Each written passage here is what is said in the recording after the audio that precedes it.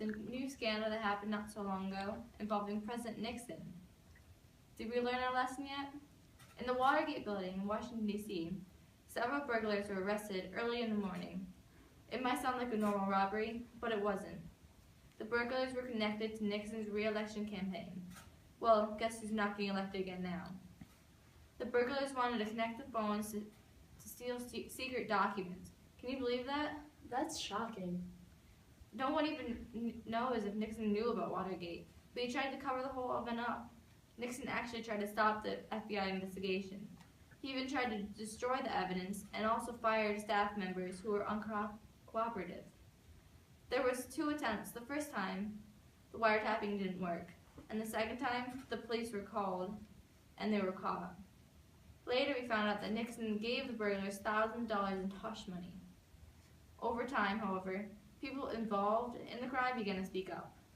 John Dean, the White House counsel, testified against Nixon in front of the grand jury, and he was the one to tell that Nixon taped all his conversations. Now, there are debates about whether or not Nixon should be impeached. First, we're going to interview the FBI agent, Rob Davis, to get some more information on the scandal. Hello, I'm here with Rob Davis, an FBI investigator. Hello, Rob, how are you? I'm good. How did you suspect that Nixon was part of Watergate? Well, there were several connections to the White House. John Dean, the White House counsel, said that Nixon knew of the cover-up. When James McCord and the members of the Barker Group were arrested, we got a search warrant for the hotel room at the Howard Johnson Motel. And upon investigation of the hotel room, we found checks written out to E. Howard Hunt that were written from the White House for special inquiries. What were Nixon's steps to cover up Watergate? Well, one of which was he was trying to prevent the members of the so-called Plumbers Group from being indicted. And he tried to protect them by having his chief of staff, H.R. Haldeman, impede the FBI's investigation into the finances behind the Watergate break-in. And we eventually found that the finances were coming from a Mexican attorney. How is the re-election Nixon connected to Watergate? We went through the phone records at the Howard Johnson Motel, and we found that there were numerous phone calls to the security coordinator of the Committee to Re-elect the President, Alfred Baldwin. And when we interrogated James McCord, we found that he gave the listening equipment to Baldwin so that he could listen into the conversations of Spencer Oliver and Lawrence O'Brien. Have people involved in Watergate come forward yet? John Dean came forward and testified that Nixon knew of the cover-up and that he himself actually destroyed Hunt's notebooks that contained the names of people that were involved in the Watergate break-in. Then there was Charles Colson, the counsel of the president, said that he saw Hunt frequently inside the White House, and also Alexander Butterfield testified that Nixon had been recording his conversations as early as 1971. Are there any White House staff involved?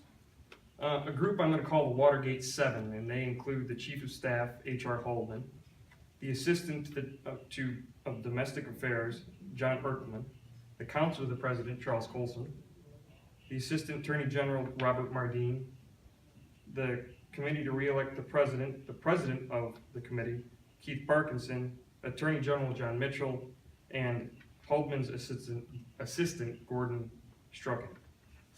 We know that Nixon has released some transcripts of his recordings. What investigations have you made with them?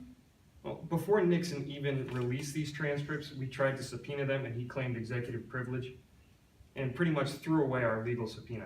And then now that he has recently released them, it's almost a slap to the face to our department. So we looked through all 1,308 pages that were released, and we found that there was an 18-minute section redacted. But because of an open investigation, I'm going to leave the interpretation of that section up to the media. Thank you, Rob. You're welcome. Thank you, Rob. It's crazy that Nixon would attempt to cover up the Watergate scandal. He's not the brightest president that has been in office. He's actually probably the least brightest president that has been in office. Why would he think it would work? We can find out next when we interview the man at the center of the scandal, Richard Nixon. Stay tuned. You don't want to miss this interview. We will be back after these commercial messages.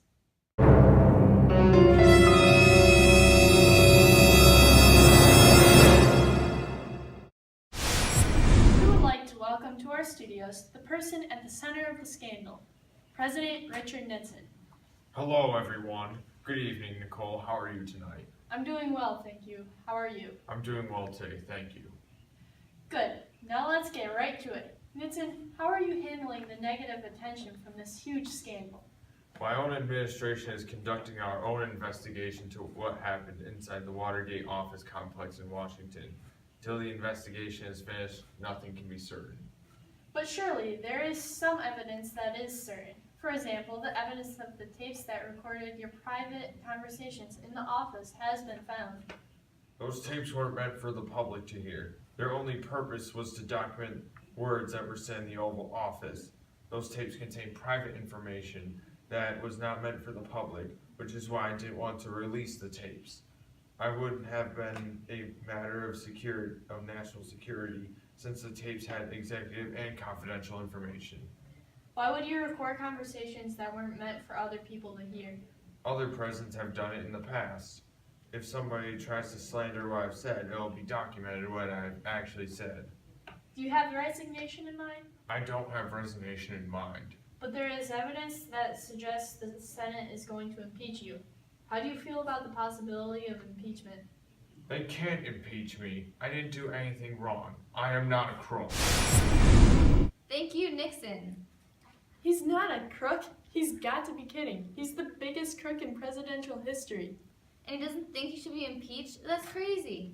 He broke the law, so now he has to deal with the consequences. And why would he record conversations if they were private conversations? Does he not understand what the word private means? It means that other people aren't supposed to hear the conversations. Nixon wrongly recorded conversations of the Democratic nominee. He has no right to spy on those meetings he isn't a part of. It's a threat to the liberals in this nation. If the Democratic nominee, Hubert Humphrey, had become president, none of this would have happened, and the public would still trust their government. Watergate has ruined the public view of the government. Now we're going to go to Sarah, who is in Washington reporting on the public opinion. Thank you, Megan. I am here in Washington reporting on public opinion of people here. Do they think that Nixon should resign? Do they think that Nixon should stay president? And is impeachment too harsh of a punishment? I talked to the local people to see what they think. I'm here with Democrat James Goldenstein right now. Do you think that Nixon should be impeached? I think that Nixon should be impeached. He is a disappointment to this country. No president should be able to involve in this kind of awful scandal and still be able to be president. Do you believe that Nixon should resign? I sure hope so. The President of the United States should be respected by the people, and Nixon was never respected. If he doesn't resign, then he better be impeached. Nixon shouldn't be in office either way. Do you think that impeachment is too harsh of a punishment? No way. He deserves it. Thank you, James. Now let's go to another interview with a man named Martin. I'm here with Martin. Hi, Martin. How do you feel about the Watergate scandal? I feel disgusted with the government right now. Not just Nixon. Although Nixon did cover up some of the details, there were other people at fault too. The whole scandal is awful. I don't know how I'll ever trust the government again.